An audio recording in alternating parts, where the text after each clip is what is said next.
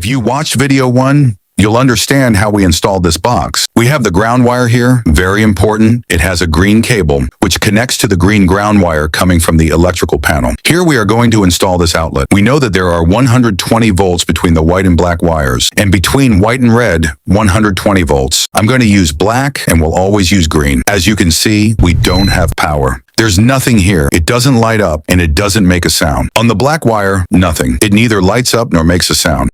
We must install the ground first, the neutral wire, and finally the live wire. We have a green screw here, where this green wire will be installed. That when we use Romex cable, it lacks insulation.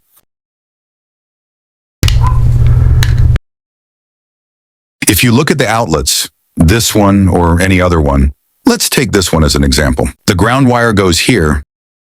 The neutrals always go on the screws that are white or silver.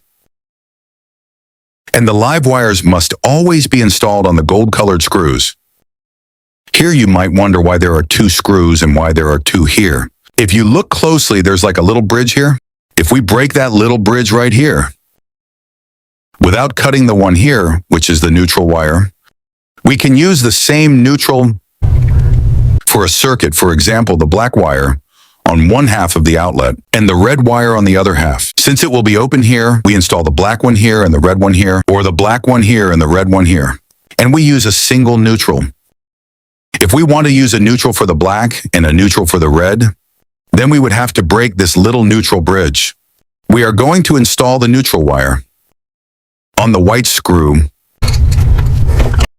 we install the black lead wire on this gold screw. Since we won't be using the red live wire at this moment, we left it covered inside the box. We install the mud ring onto the box.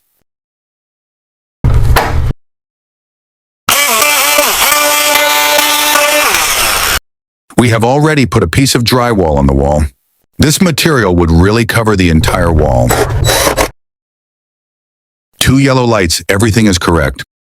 There is no signal right now because there is no power. We will turn on the power at the electrical panel to test it. Let's check. Perfect. Both yellow lights on the right are lit. It means that everything is properly connected. And now we will check what voltage we have. If this tester lights up green, it means everything is correct. If it lights up red, there is a problem. And lets us know what voltage we have. It lets us know that we have 121 volts of alternating current. With everything in order, we can now use the outlet.